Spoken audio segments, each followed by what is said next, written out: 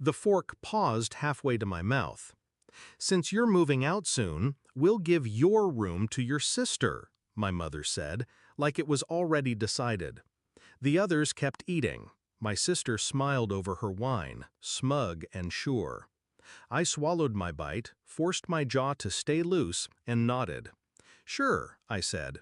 They didn't know I'd quit the lease a week ago, and that I'd taken everything with me. Backstory: the illusion of family. For most of my life, my place in that house was a role, not a room.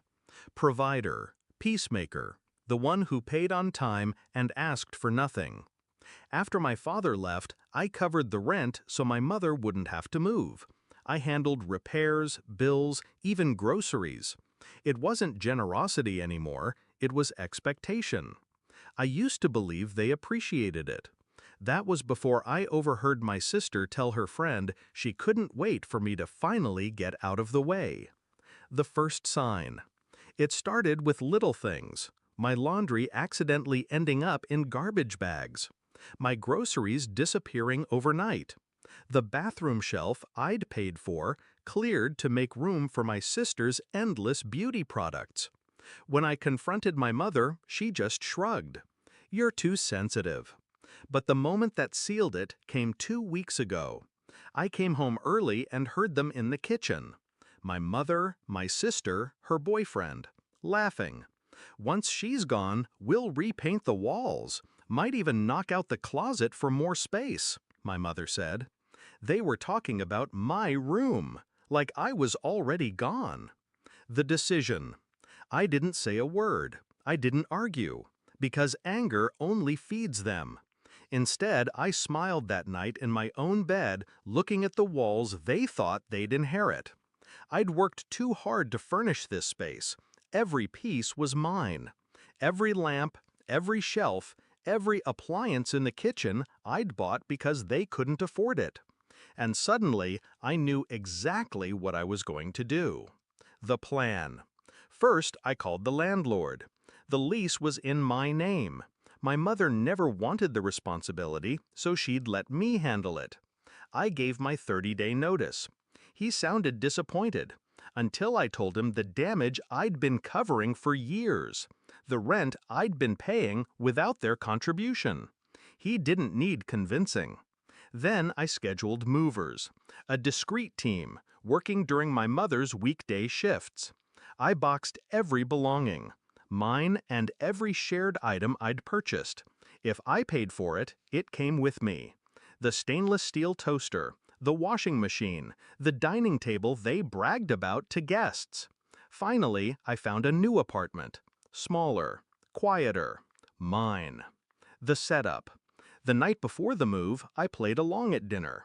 My sister mentioned again how she'd make the room her own when I left. I smiled. "I'm sure you will." The next morning, while the house was empty, the movers arrived. We stripped my room bare in under an hour. Then we hit the living room, the kitchen, the laundry area. Every item gone. What remained looked like an abandoned hostel. Bare walls, dented floors, the sagging couch they'd bought before I turned 18.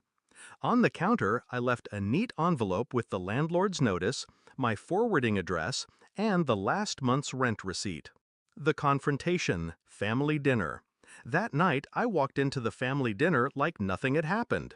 I'd timed it perfectly. My mother had come home late from work, too tired to notice the empty spaces before we left.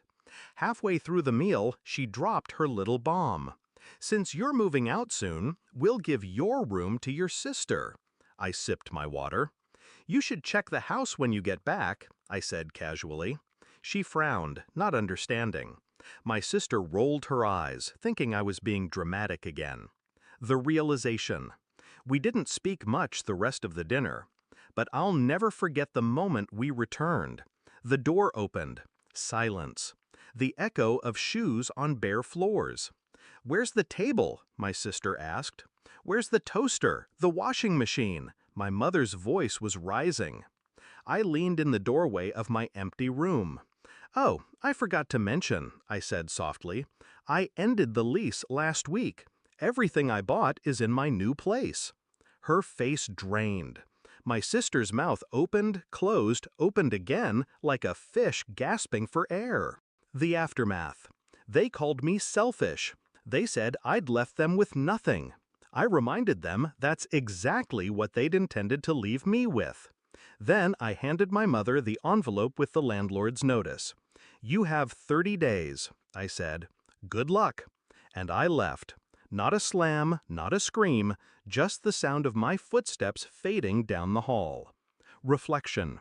People think revenge has to be loud to be satisfying. It doesn't. Sometimes the quietest moves hit the hardest. They wanted my room.